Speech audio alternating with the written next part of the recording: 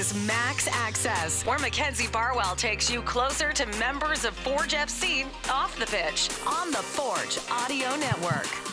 Welcome back to Max Access. Thank you. Were you happy to find out this is what we were doing as opposed to just the, more journalistic approach? Yeah, for sure. I mean, the either moment, no? Like we were talking about after training, but now I'm super happy to be here and answer some questions. Yeah, love that enthusiasm. Do you remember the last time we had the conversation here? And the whole, no. Yeah, no. Yeah, I remember. Nico just requested we get another bit like that, so I'll work on it. Huh? Have you used it a lot since? I found it came more into my vocabulary after. Or at least I was more aware. Yeah, no. I don't know. That's a Maybe perfect I use answer. It, without knowing. Something we all do, I think. 100%. The last, I just did it. The last episode I did was with Bex, and we were talking about signature phrases that he uses or that I use. And I don't know if no is specific to you, but is there anything else that comes to mind? Like, you mean like a saying that we say a lot that without knowing? Or just individually, like you just catch yourself saying. He, I guess, rewatched an interview he did for CHCH and realized huge or like guy was coming out of his mouth. And he's like, how did this happen? Oh, yeah. Vic say guy a lot before saying a sentence, yeah. Think about it. I don't know on the spot right now. Well, maybe at the end of the interview, I'll identify one and get back to you on that. Maybe. Okay, what's new? What have you been doing apart from soccer? I know we had a phase where you were like tennis every afternoon at one point. Is that still the case? Not every afternoon. It was once or twice a week. Okay. Mostly after games, like the day after the game and probably the Monday also. Now, a bit more chill. The temperature is getting colder. It is. Darker. Except for today. Why is it? Yeah, it's so hot today. Why is it warm today? It's like 20 degrees. Yeah. Out of nowhere. You're right, though. Dark at 5 p.m. What do Yeah. we do? Sorry, not that early. Maybe like 6. But are you one of those people where when the sun goes down, it's like day's over, shut down? It depends. Sometimes we go on a late night walk. Like around 8. It's calm, peaceful. That's nice. So that's probably your evening fun walk. Yeah, evening routine.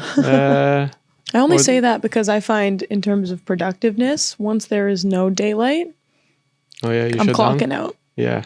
Just watch TV and get ready for bed. Yeah. I don't mind the dark sometimes. Do you have a dog? 2 cats. You have 2 cats. 2 cats. Are you the kind of person to like take your cats on a walk? No. Okay. That's me and my fiance. We have this conversation where I want them to, like wild cats, like they go outside and just experience the outside world. Yes. And she's against it, which is I understand. In the city, like I'm not in. I don't know. I don't trust them to go in the wild. So there are inside cats. What about a backyard little adventure? Yeah, it's tough where I live because I live in a house where I only have the front door access, so no backyard. There's two more tenants in the house. Gotcha. They both have the back door access, so you can't just. So I could, but it will be a bit awkward. 2 cats on a leash. I don't know. But they do Excuse me. Yeah, it's just a bit awkward, and they have a dog too. They're scared of dogs. Oh yeah. Yeah, they've seen the dog in person, and it's like they go hide right away. So were you always the person to favor the cat over the dog growing up? You know how there's always a debate? I grew up with 1 cat, never had a dog, never experienced having a dog, so I don't know. But in the future, I think I'm going to have a dog. Interesting. Once I'm settled and have a house and have a backyard. You know what, that surprises me because I feel like I've seen you hang out a lot with Alex and his fiance, and they're, I think, correct me if I'm wrong, dog people, right? They are big time. Like Alex... I think Alex may as well have a son at this point. Like that's his son. That is his son. That is his son. I can confirm. That's funny. Yeah, maybe. I think in the future we'll have a dog. I mean, it's in the plan. Yeah, that's what we want. But one thing at a time. It's a lot of responsibility to have a dog. I think it is. I would say a cat is a good start for like introducing a pet into your life. Do you have any pets? I do. Thank you for asking. You're welcome. Dav, I have a dog, actually. Role. But technically, like, it's my family dog, so I'm not... The responsibility's off my hands, especially when I'm at school. How was your Thanksgiving? Did you do a Friendsgiving situation? Yeah, we did with Alex and his fiance and Malcolm and his wife. Wow, that's fun. So it was and another couple. So we were 8. Super nice. Good food, good energy, good company, bit of wine. Fun time. Who hosted it? Alex. Because the setup looked phenomenal. I think I saw a photo or something. A picture. Yeah, they did a really good job. I mean, it's got to be Brittany. Shout out. Brittany did a great job. Details, a lot of details on the table. She did a great job. Okay. Yeah. It must be nice having all of your partners like being friends and having like a group like that where you can be with your teammates on special occasions. For sure. I mean, they need it. Everybody needs friends. Yeah. Company and having teammates that have fiancés, wives, girlfriends that we can all get along and spend time together. It's always fun. Well, I think especially as like a professional athlete, you know, when your life revolves around this building and your training schedule, like there isn't, I would imagine, a lot of time to go out of your way to expand your circle. It's a must. You need to get away, I call it. Take your mind off soccer because we're so dialed in, so in it often that if you don't get away, at one point you're gonna kind of burn out, and you're gonna have tough moments. So having people that you can get away and having fun time, it's a must. And you have to. Yeah, you need a balance in everything. Can't be all in soccer every day, 24 hours. You need balance. And being intentional about those times too, where you actively set your mind aside from the game, right? I'm not perfect. I've done. Sometime we go dinner and I'm still in the soccer mentality, and you can take away of like being present in the moment, which I try really not to do. I'm getting a lot better, but we're humans. Now, typically for Max Access, I know I talk a lot about things off the pitch, but I also want to be mindful of where we are in the season and the situation that the team is in right now. Forge will play Atletico this weekend for the second semifinal. And now this is something you guys are unfamiliar with, you know, having not a direct pathway to the final. So what's the overall vibe of the group, and how was training this morning? What's just the mindset right now? I mean, the mindset it's always good. We want to win. Disappointed with the result against Calgary, but it's part of the game. Now we have second chance, and it's a really do or die now. There's no second chance and no more. Like you lose, you're out. You go on vacation for 2 months. So we don't want that. We have 2 more games in us. So the mentality is high. We know it's going to be a difficult game. Playoffs the intensity is higher, challenges is higher, but the reward is higher too. So it's just trying to put all the chemistry together, the team together, and show up on Saturday and really put a performance. We're in front of our fans for the last time of the season. So we're going to do it. Yeah. Do you think, because Noah spoke to this in a post-practice scrum, that it was weird having lifted the CPL Shield with 1 game left in the regular season and then going on to unfortunately lose the next 3, but in a way it was a bit of a reality check, and there is that motivation there. Would you agree with that?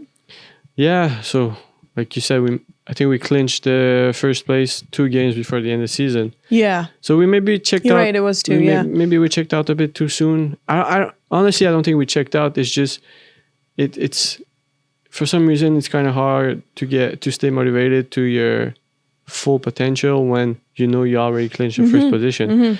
So maybe behind your mind, you're a bit more relaxed than you should.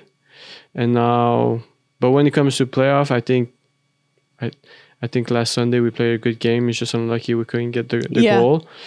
But yeah, we're gonna find a way next game to get the job done. No, you're right. And Bobby talks a lot about that too in the interviews that I do with him, in the sense that like he can't blame you for the lack of effort, A, because that's not necessarily the case, but B, that's sports psychology, knowing you've, you know, clinched a trophy in 2 games without consequences don't really exert the same amount of energy, you know what I mean? Exactly. Yeah, that's how I felt. I really wanted to, I mean, we all give our best.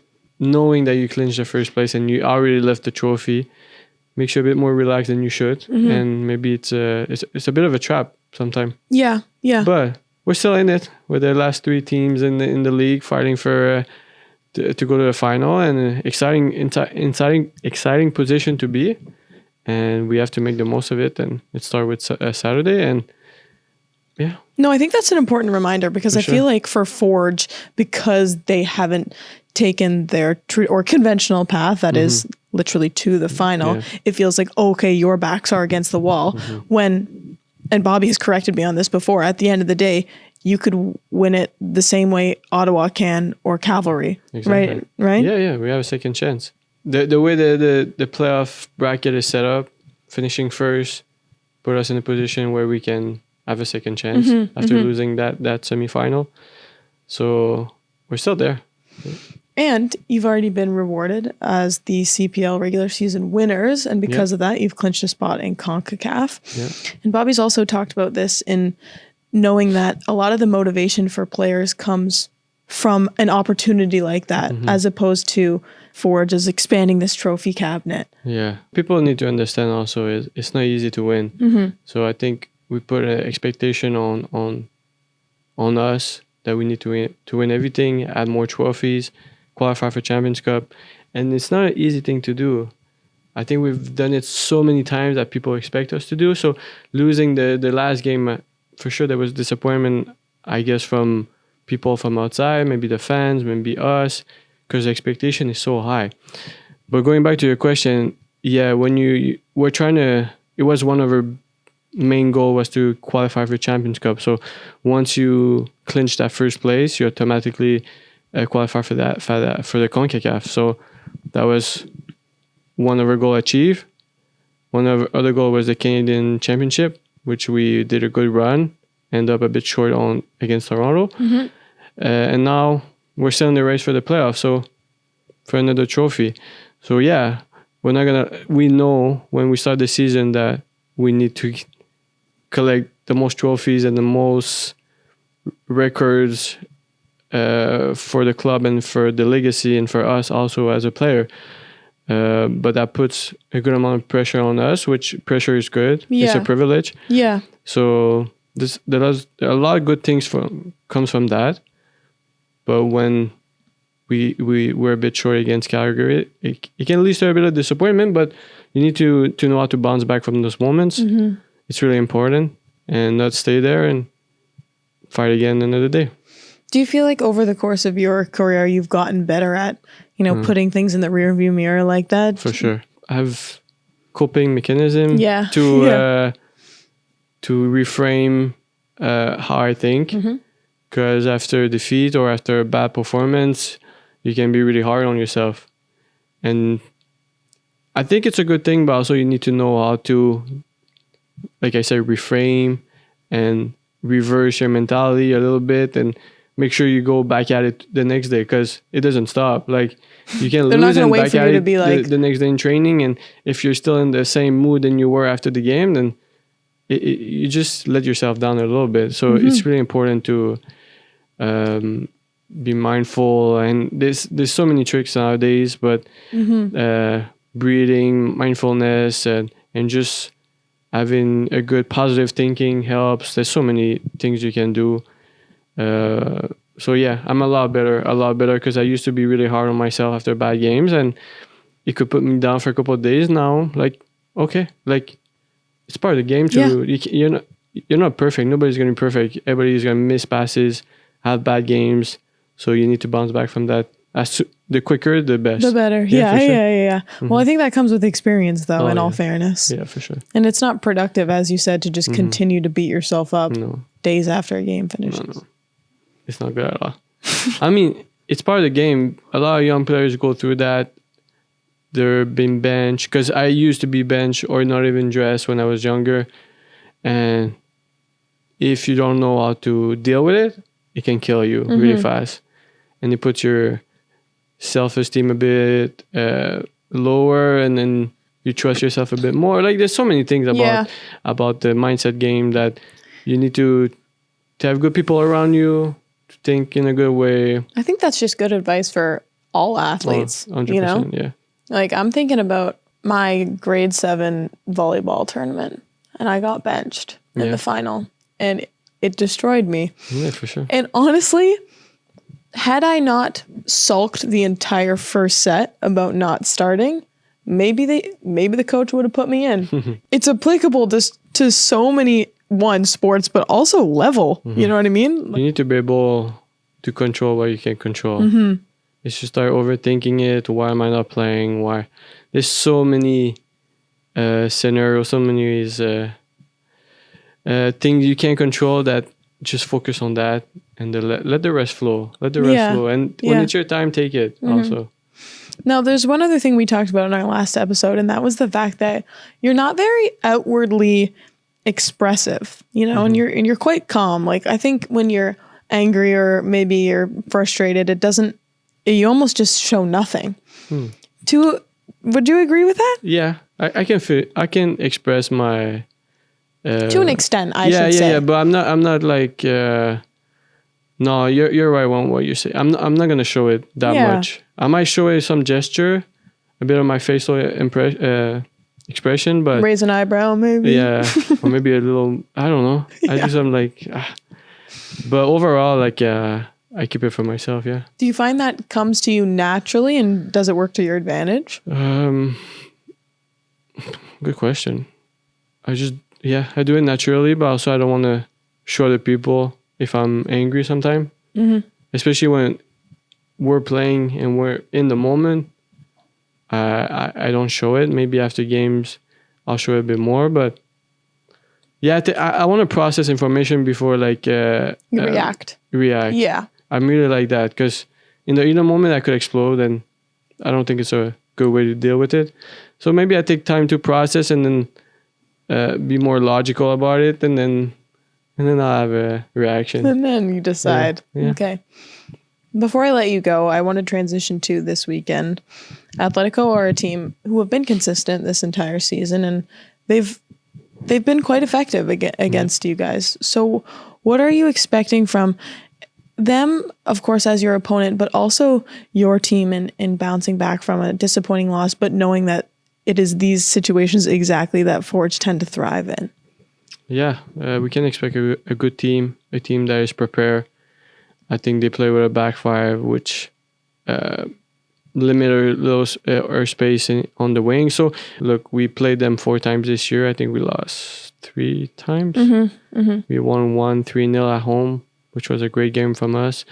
Yeah, it's going to be a battle. Like, can't deny that they're a good team, and we need to be as prepared as they're going to be. And we're going to face a great team, and it's going to be a great game. I'm really excited for the challenge, and especially playing for another semifinal. You need to embrace those moments because honestly, we say that, but they don't come often. But for us, like, we're kind of used to it, but in a good way. Yeah. And we really need to take that advantage and fight to play another final, which is going to be exciting again in Calgary. I think that's a great mentality to have, though, because like you said, the expectation is to win, is to be in these situations. But you don't want to lose that layer of excitement and pressure and you need it. But I always say playoffs is almost the easier part of the season because the excitement is at the highest. Like, the fans are louder, there's more people, there's more buzz around the media. Like, you just feel the buzz around it, and as a player, we love it. Yeah. And so it's easy to get motivated for those games. There's like an elevated sense of intensity, I guess, in that sense. Like, naturally, like, in the locker room, there's more tension, and players, we love tension. We love a big moment, and some people like thrive under it, and it makes you play better, makes you run a bit faster, push a little harder, and that's what we need on Saturday for sure. You can feel it too in the anticipation. Hey? Oh yeah, I felt it asking you for this interview. Yeah. You're a bit more prepared. You're a bit more locked in, focused. So yeah, exciting. Okay, well, I look forward to that game. Yeah. I said that was my last question, but there's actually one other thing I wanted to talk to you about, and that was the fact that Kwasi has been nominated for U21 Player of the Year, which is awesome. But I wanted to get your thoughts on seeing him and your brother on the same roster. Yeah. Was that kind of a funny crossover for you? Honestly, once he made the move to Belgium, I was like, if he does well in Belgium, he's going to be called up for the national team. I saw it coming. So yeah, true. I'm really proud of him. Super, it's a big moment for him.